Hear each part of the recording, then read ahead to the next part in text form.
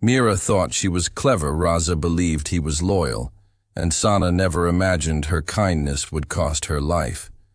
But when a loyalty test turns into a deadly trap friendship, love and trust are shattered in the most chilling way. Mira and Raza had always been the kind of couple others admired. They had built their life together from humble beginnings, supporting each other through every struggle. From the outside, everything appeared seamless. They had a comfortable home, a steady income, and a bond that many would envy. Raza worked tirelessly in real estate, often pulling long hours to land deals and provide a stable life. Mira, on the other hand, ran a small but thriving boutique from home, handling online orders and managing her staff remotely. Their evenings were often spent in front of the television or sharing quiet dinners, the rhythm of their routine giving a sense of calm to their relationship. But with time, the comfort began to feel too quiet for Mira. Subtle changes in Raza's behavior began to gnaw at her peace of mind. He had become less engaged in their conversations, often distracted and checking his phone. He worked late more frequently than before and seemed evasive when she asked questions about his day. Small details began to stand out: how he suddenly changed his phone password, how he was overly protective of his calls, how he sometimes smiled to himself when reading messages. They weren't damning on their own, but they added up in Mira's mind. She didn't want to believe that the man she had trusted with her heart could betray her. But trust, once fractured, is a dangerous thing. It wasn't the presence of proof that tormented her. It was the absence of reassurance. The not knowing grew into an ache she couldn't ignore. She tried suppressing the suspicion, burying it under her daily responsibilities, but it refused to fade. The idea that Raza might be hiding something took root deep inside her, twisting everything she saw. Instead of confronting him directly, Mira confided in her oldest friend, Sana. They had known each other since high school and had remained close through every phase of life. Sana had a strong, no-nonsense attitude and often served as Mira's voice of reason. When Mira shared her concerns, Sana tried to calm her, suggesting that maybe she was reading too much into things. But Mira couldn't shake the doubt. One afternoon, after days of overthinking, Mira proposed an idea. She asked Sana to test Raza's loyalty by pretending to flirt with him. It wasn't meant to go far, just enough to see if he responded, enough to confirm whether her husband was still committed to her. At first, Sana was horrified by the idea. It felt invasive, manipulative, and risky. But Mira was persistent. She painted the situation as a desperate cry for truth, not sabotage. Eventually, Sana gave in, not out of enthusiasm, but out of loyalty to her friend. They agreed on boundaries. Sana would engage with Raza only through light, casual conversation. She would not meet him alone or take it beyond harmless teasing. The plan was to approach him naturally, strike up a few friendly chats, and see where it led. Mira would be kept in the loop, monitoring the interactions closely. It was, in their minds, a controlled experiment, one that would provide Mira with peace of mind or expose the truth. The first encounter came sooner than expected. Mira invited Sana over for dinner, giving her the chance to casually chat with Raza. It was innocent enough, filled with jokes and laughter. Raza didn't seem overly interested, but Mira noted how he smiled a bit more than usual. It stirred something uneasy within her. Over the next few days, Sana began texting Raza small things, a funny meme, a casual question about a house listing, a compliment about his dedication to work. Mira read each message and watched Raza's replies carefully. At first, Raza kept his responses brief and neutral, but slowly, his tone began to shift. He started responding more quickly. He used emojis. He made inside jokes. Then came the message that made Mira's stomach drop. "You were fun to talk to. Maybe we should catch up sometime, just the two of us?" It was subtle, but it was enough. Enough to confirm that something inside Raza had changed. Mira felt betrayed, angry, heartbroken, but above all, vindicated. Her suspicions weren't just paranoia. She now had the evidence. But instead of stopping the game, she pushed forward. If he was willing to say that, what else was he capable of? She needed more. She needed to know the extent of his betrayal. She urged Sana to keep going, even as her friend hesitated. Sana expressed discomfort, but Mira's pain was persuasive. She told her that this was the only way she'd get closure, that it was all just part of the plan. In truth, Mira was spiraling. The loyalty test had stopped being a tool for clarity and had become a weapon of control. She felt herself drifting further from who she used to be, consumed by a need to uncover the full truth. While Sana kept engaging with Raza, Mira began keeping detailed notes, times of messages, tone of replies, and any unusual behavior from Raza at home. She grew colder toward him, masking her emotions, but watching him like a hawk.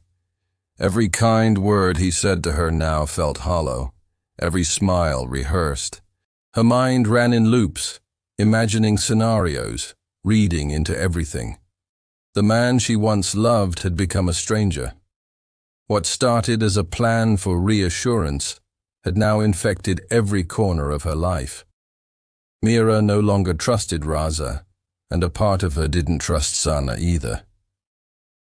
She had opened a door she couldn't close, and behind it lay consequences she never imagined. The perfect marriage, once full of comfort and trust, had turned into a puzzle of deceit and suspicion. And the worst was yet to come. Sana had never imagined her loyalty to a friend could pull her into something so tangled. The initial messages had seemed innocent. A meme here, a friendly question there. But now that Raza had started showing interest, everything felt different. Mira, once a calm and reasonable woman, was acting increasingly obsessive. She reviewed every message, questioned every word, and pushed Sana to keep going even when she hesitated. Sana began to feel as though she was no longer just playing a role. The messages had evolved. Raza now responded with warmth and curiosity. He shared personal details, talked about his stresses, and sometimes even joked about needing a real escape.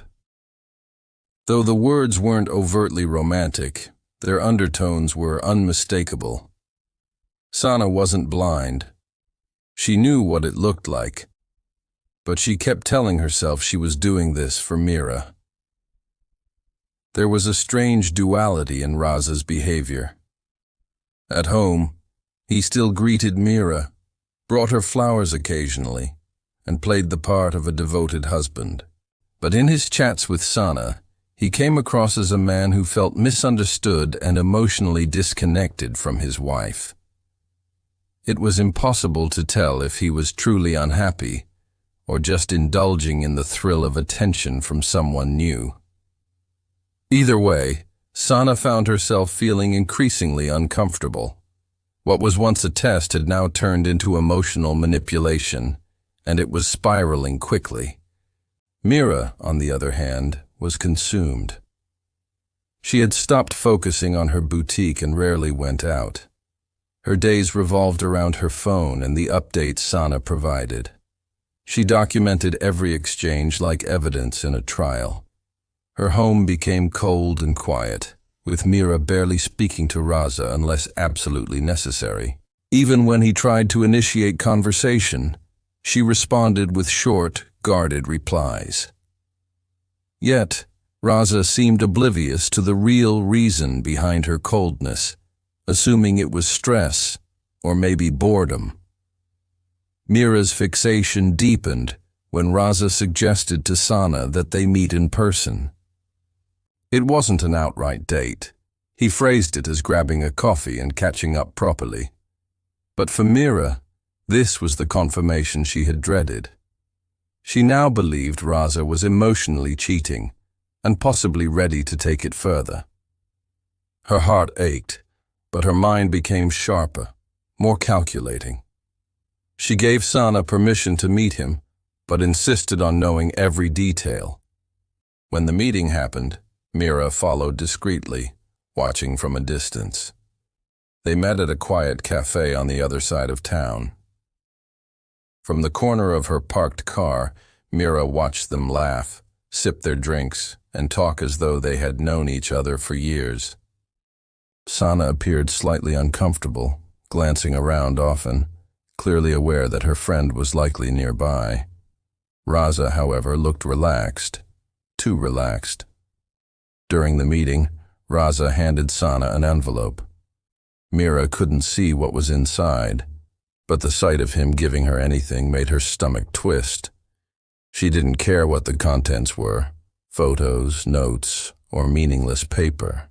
To her, it was a symbol of betrayal, proof that her husband was investing in someone else.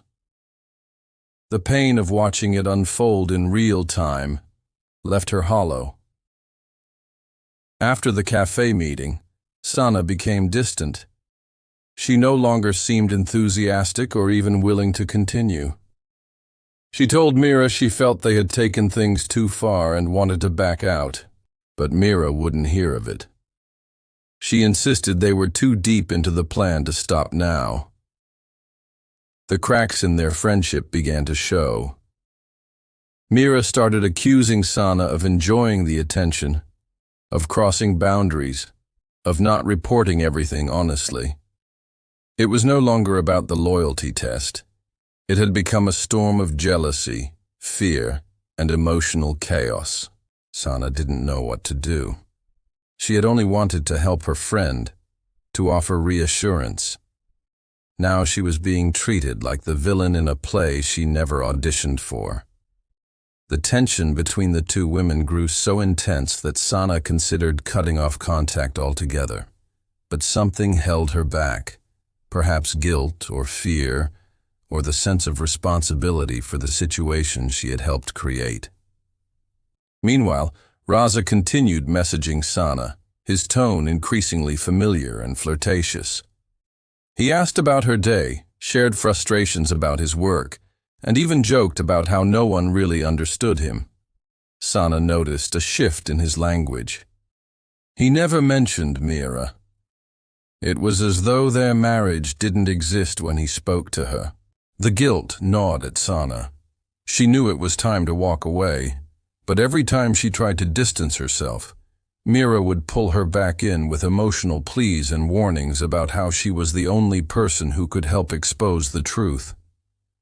Sana began to feel watched, judged, and manipulated by both Mira and Raza in different ways.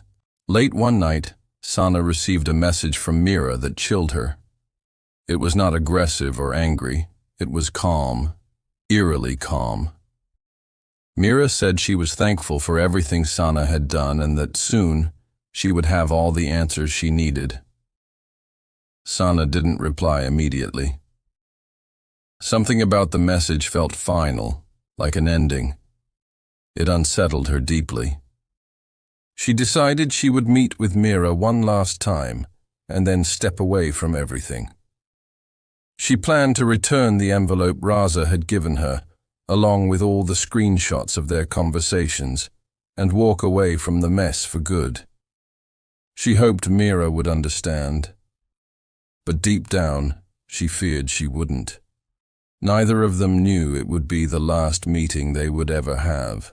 The loyalty test, meant to uncover the truth, had morphed into something far more dangerous, a toxic game where trust, friendship, and sanity were all unraveling. Something irreversible was building, and none of them saw just how close they were to the edge. The day Sana planned to confront Mira was heavy with tension. She had barely slept the night before, her mind torn between guilt, fear, and exhaustion. The situation had spiraled far beyond what she had ever imagined. What began as a simple favor had become a dangerous emotional trap. Sana couldn't carry the weight any longer. She gathered all the messages between her and Raza, printed them out, and placed them in a file. The envelope he had given her during their cafe meeting was still unopened. She didn't even know why she had kept it. Maybe out of fear, maybe to avoid deepening the betrayal. Whatever was inside, she intended to hand it all back to Mira and end her involvement completely. Mira, meanwhile, had grown unrecognizable to herself. Her once calm demeanor had been replaced by cold calculation. She barely acknowledged Raza anymore, though he continued trying to bridge the growing distance between them. To him, Mira's change seemed sudden and confusing. She had stopped asking about his day, no longer showed interest in his work, and sometimes left the room when he entered. He tried talking to her, but she dismissed his efforts with empty reassurances. The truth was, she was no longer living in their shared world. Her mind had descended into one driven entirely by control and suspicion.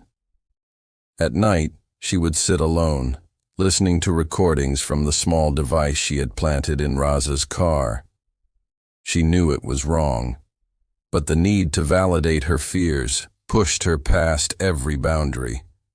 Most recordings were harmless, conversations with clients, calls to co-workers. But once in a while, she would catch fragments that stirred her suspicions. His voice sounded lighter when he talked to Sana.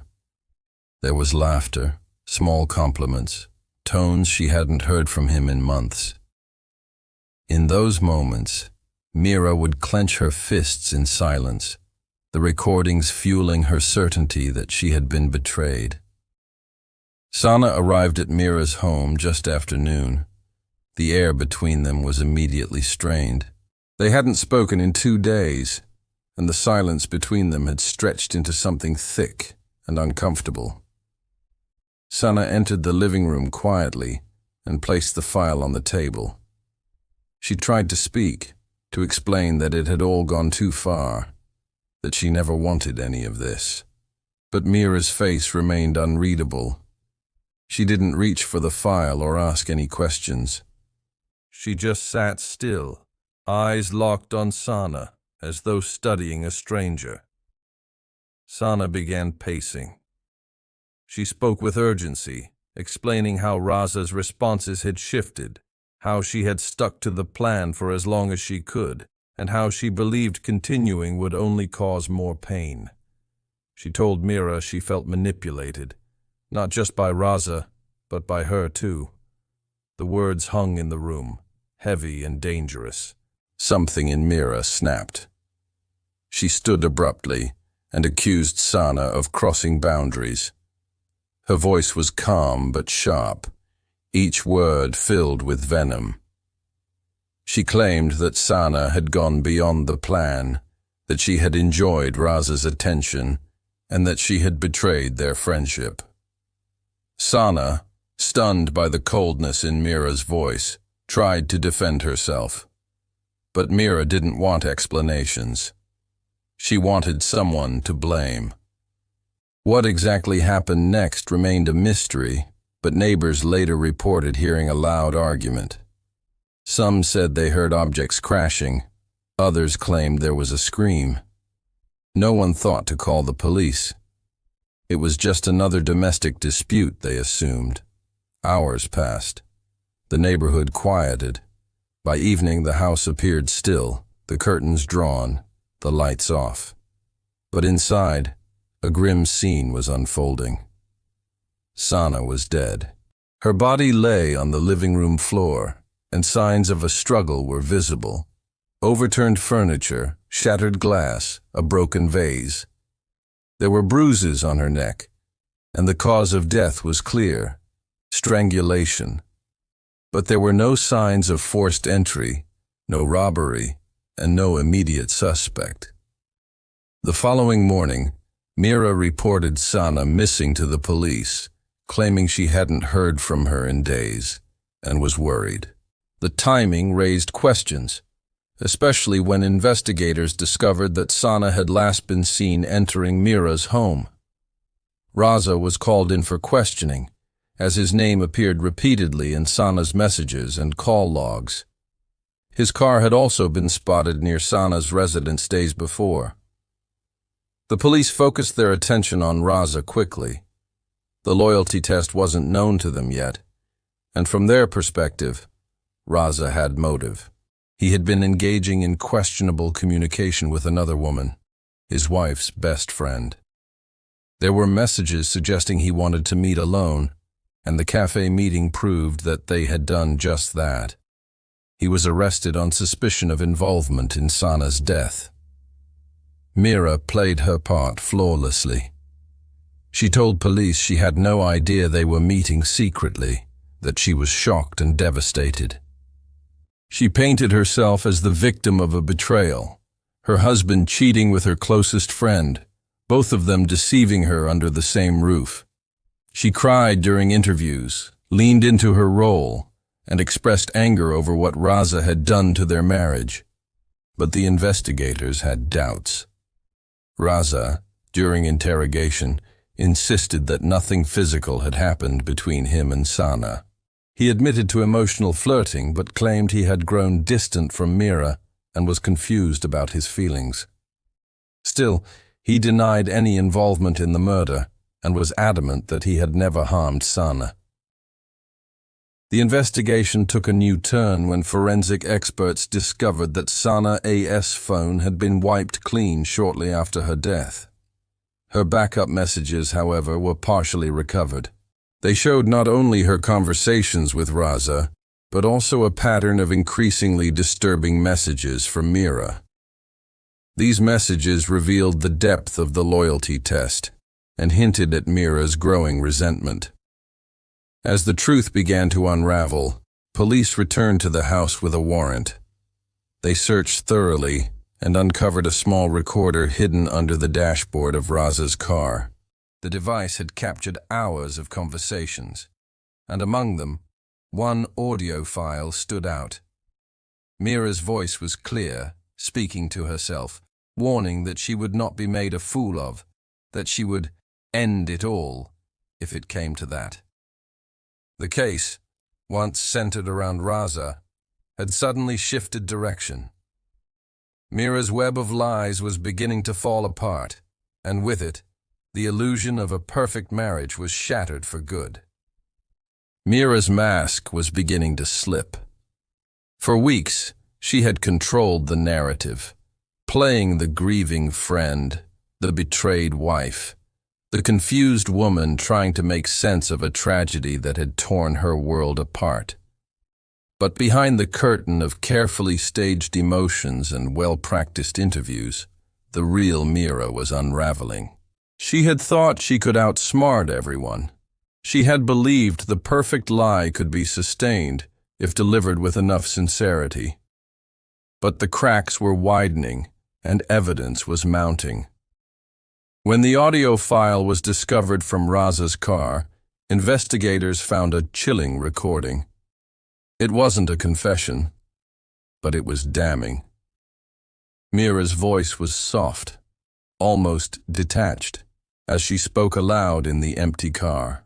She talked about betrayal, about people crossing lines, about losing control. She mentioned how everyone thought she was weak, how they thought she wouldn't find out. Her words painted a portrait of someone on the edge, someone who had convinced herself that revenge was justice. This discovery forced police to widen their scope. Mira was no longer a passive participant in the story. She was a suspect, and not just for murder, but for planning a deception so elaborate that it bordered on psychological warfare. The detectives combed through her texts, emails, call logs, and bank statements. They noticed patterns, purchases made for surveillance devices, deleted app history, and anonymous accounts used to back up data related to Raza and Sana. She had been documenting everything, not just for the sake of truth, but as ammunition. When confronted with the audio, Mira remained calm. She told investigators it was a private moment, nothing more than venting. She said she had been overwhelmed and confused, and that the audio was not proof of intent.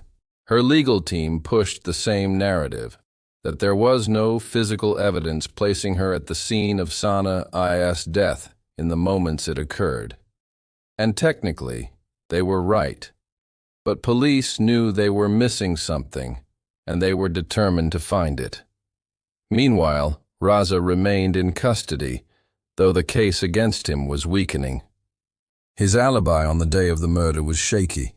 He claimed he had been at a property site alone, but his phone location and a delivery receipt placed him miles away from Mira's home at the estimated time of death. The only real connection was his emotional involvement with Sana, but that wasn't enough to hold a murder charge. The district attorney grew hesitant, fearing they were targeting the wrong person. Public opinion had already turned, with media outlets speculating wildly about a twisted love triangle gone wrong. But the real break came when a tech forensic expert managed to unlock Sana's encrypted backup account. In it were voice notes Sana had recorded during the days leading up to her death. She had begun documenting her discomfort with the situation. One note, recorded just a day before her murder, was the key. In the message, Sana described a conversation with Mira that had deeply unsettled her. She said Mira had begun speaking in dark, erratic tones, claiming that everything was falling into place and that, soon, the truth will silence everyone. Sana said she felt watched, that Mira had become obsessed with controlling the situation. In her final recording, Sana said she was scared, not just for herself, but for Raza as well. Mira's not the same, the recording ended. She's planning something, and I think it's too late to stop her. That single piece of evidence shifted the momentum entirely. Investigators now had motive, mental state, and a pattern of manipulation to build their case. They obtained another warrant, this time targeting Mira's cloud storage and deleted files. What they found confirmed their worst suspicions. Weeks before Sana's death, Mira had searched for terms like how to erase fingerprints, fast-acting strangulation, and phone data recovery after deletion. She had created a timeline, labeling entries like Phase 1, Setup, Phase 2, Exposure, and, chillingly, Phase 3, Silence. When police confronted Mira with the findings, she did not break down. She did not cry or beg. Instead, she asked for a glass of water and sat silently for 10 minutes. Her calmness was unnerving. Eventually, she spoke. She claimed the notes were part of a fictional story she had been writing, an explanation so implausible it almost insulted the intelligence of those across the table from her. But without direct forensic evidence linking her to the actual act of murder, the case was still hanging by threads. That changed when they re-examined the crime scene using updated forensic methods. A single strand of long hair was discovered beneath Sana's fingernail, something that had initially been overlooked. The DNA matched Mira. The pathologists now believed there had been a struggle more intense than previously assumed. It was no longer a theory. It was physical proof that Mira had been in direct contact with Sana during the fatal altercation. With this, Mira was arrested and charged with second-degree murder and obstruction of justice. The news shocked everyone. The woman who had wept on television, who had played the grieving friend and wife, was now at the center of one of the most disturbing domestic crimes the city had seen in years. Public fascination exploded. Social media turned the case into a spectacle. Some sympathized with Mira, painting her as a broken woman pushed too far. Others saw her as a cold manipulator, a woman who orchestrated an elaborate game and eliminated the one person who could expose her. Documentaries, podcasts, and news specials all dissected her every move. Raza was released days after her arrest, visibly broken. He avoided the press, refused interviews, and retreated from public life. He had lost both his wife and his closest confidant in a web of lies he never fully understood. The guilt of his flirtations with Sana haunted him, even though he had never acted on them physically. As the trial date approached, Mira remained emotionless. She refused a plea deal, claiming she had done nothing wrong. She insisted she was the victim of betrayal, by her husband, by her friend, by the world that refused to understand her pain. But for everyone else, there was no ambiguity left. The loyalty test had ended in death, and the woman who had orchestrated it would now face the consequences of her own design. The courtroom was packed on the first day of Mira's trial. Reporters filled the benches, their pens poised, cameras ready to capture every flicker of expression on her face. For weeks, the case had dominated headlines. The narrative of a woman testing her husband's loyalty, using her best friend, only for it to end in murder, was too sensational to ignore. But inside the courtroom, where facts mattered more than stories, Mira sat composed, dressed in a muted gray suit, her hair pulled back, her face calm, almost unnervingly so. The prosecution opened with a chilling summary. They outlined how Mira, obsessed with confirming her husband's faithfulness, manipulated her friend Sana into initiating contact with Raza under false pretenses. They described how Mira's distrust mutated into obsession, and how her emotional instability led her to murder Sana, when the lines between test and reality blurred beyond repair. They presented the digital timeline Mira had created, the 3 phases of her so-called plan. They highlighted the disturbing internet search history, the wiretaps she had installed without consent, and the audio from Raza's car where Mira muttered to herself about betrayal and justice. Most damning of all was the voice recording left behind by Sana, where she expressed fear that Mira had become dangerous. Coupled with the forensic evidence, a strand of Mira A.S. hair under Sana A.S. fingernail, there was now no doubt she had been physically present at the scene of death. Mira's defense team, however, took a different route. They argued that Mira had suffered a mental breakdown brought on by prolonged emotional abuse and gaslighting from Raza. They claimed the recordings were the voice of a woman talking herself through a psychological spiral, not plotting murder. They painted her as a victim of betrayal, abandoned by the 2 people she trusted most. According to their narrative, the death had been accidental, a heated argument that escalated in the moment, not a premeditated act. Throughout the proceedings, Mira remained quiet. She rarely reacted. Even when Sana's family took the stand, her mother sobbing as she described the last time she saw her daughter, Mira's expression didn't change. Raza, who testified under subpoena, was visibly shaken. He admitted his emotional involvement with Sana, but insisted he never intended for it to go any further. He told the court that Sana had expressed fear in their final conversation, and that he regretted not taking her more seriously. The jury watched Mira closely. For every new piece of evidence, they turned to see her reaction. But Mira never broke character. She was either deeply controlled or entirely disconnected. Her lack of emotion began working against her. Jurors whispered during recess. Reporters speculated on air. Was it grief, guilt, or coldness? As the trial neared its end, one more piece of evidence emerged, something the prosecution had held back strategically. A video file recovered from an old unnamed cloud account Mira had used for backups.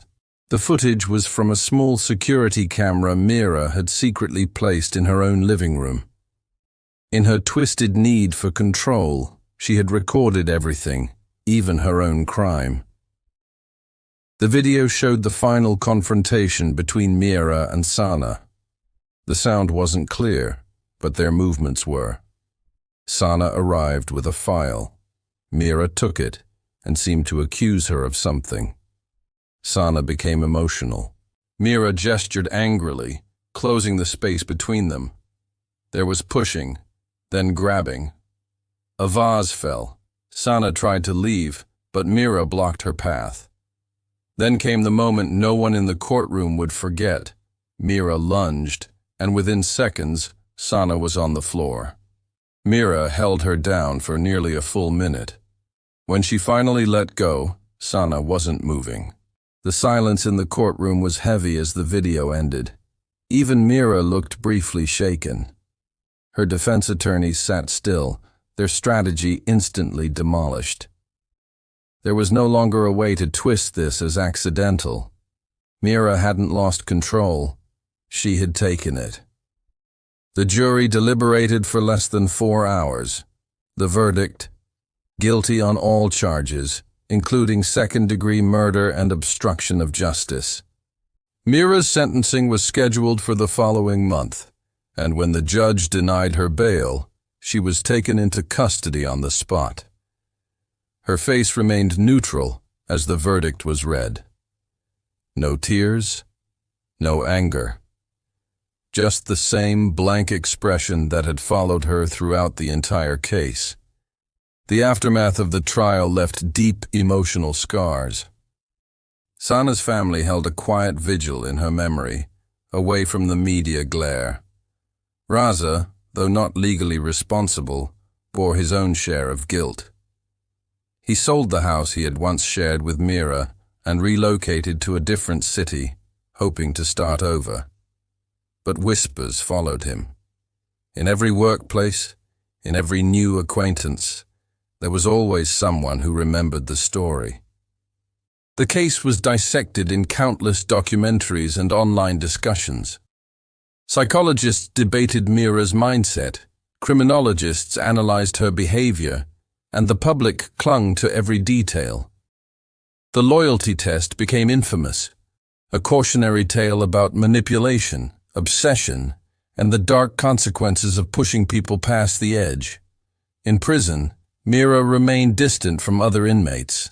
She didn't speak much and spent most of her time reading or writing. Rumors spread that she was working on a book, but no manuscript was ever found.